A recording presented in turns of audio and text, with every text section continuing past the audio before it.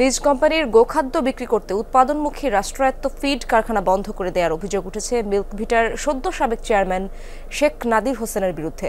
মানহীন খাদ্যে অসুস্থ আর মৃত শত শত গবাদি পশু। 10 বছরে সাবেক চেয়ারম্যান ও অসাধু কর্মকর্তারা পকেটে পুরেছেন লুটপাটের শত শত কোটি টাকা। গোলাম মোস্তফা রুবেলের তথ্য ও ছবিতে 3 পর্বের ধারাবাহিকের দ্বিতীয়টি আজ।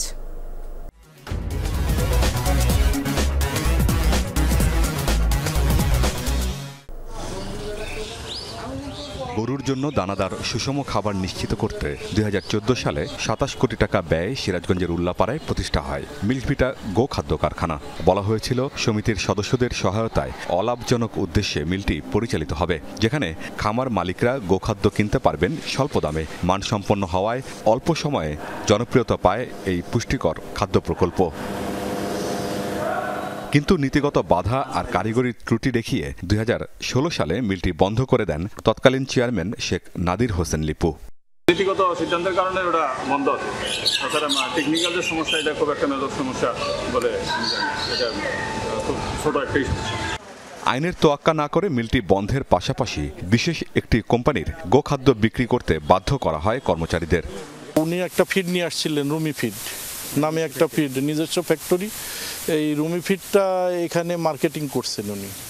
এখানে মার্কেটিং করার কারণে আমাদের ফিডটা নিরুৎসাহিত করা হয়েছে, খামারিদের মধ্যে নিরুৎসাহিত করা হয়েছে। এমনকি এই ফিডটা যাতে খামারিদের মধ্যে সরবরাহ বেশি হয়, এর জন্য আমাদের কিছু অফিসারকেও ব্যবহার করা হয়েছে। মিলভিটার খাবারটা আসলে মানটা ভালো, এটা আমরা 2-3 বছর পাইছিলাম। তারপরে পাওয়ার পরে আমরা সেই খাবারটা আর পাই নাই। তারা সেই খাবারের পরিবর্তে রুমি ফিডটা দিছিল, কিন্তু সেই ফিডটা আসলে ভালো না। রুমি ফিড যদি না খাওয়াই মিলভিটা দুধ নেয় না। খামারিদের অভিযোগ, চড়া দামে নিম্নমানের খাদ্য কিনতে বাধ্য করে মিল্কভিটা। এই খাবার খেয়ে অসুস্থ হয়ে পড়ে গরুগুলো, কমে যায় দুধের উৎপাদন। ঘটনার প্রতিবাদ করে লিপুর রোশানলে পড়তে হয়েছে খামারি আর কর্মচারীদের।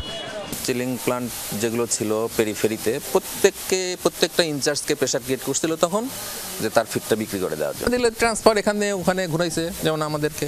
তখন আমরা বাধ্য হয়েছি যে তার সাথে কাজ করার জন্য। সর্বশেষ এখানে 6.5 কোটি টাকার ফান্ড ছিল।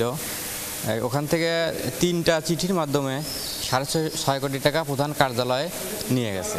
অবিলম্বে গোখাদ্য মিলটি চালুর পাশাপাশি সাবেক চেয়ারম্যানের দুর্নীতির তদন্ত শুরু করার আশ্বাস দিলেন অন্তর্বর্তী সভাপতি। দুর্নীতির যে বিষয়গুলি আছে ওগুলি তদন্ত হচ্ছে, আশা করি এটা উন্মোচিত হবে। আমরা 15 দিনের মধ্যে এই গোখাদ্য কারখানা চালু করব। বাঘাবাড়িতে শত শত কোটি টাকা ব্যয়ে পাউডার মিল্ক প্রকল্প নেওয়া হয় নাদির হোসেনের মেয়াদকালে। প্রকল্প শেষে বরাদ্দ তুলে নেওয়া হলেও কেন চালু করা যায়নি প্ল্যান্টটি, তার বিস্তারিত থাকছে আগামী পর্বে। আমিন বাবু, যমুনা নিউজ।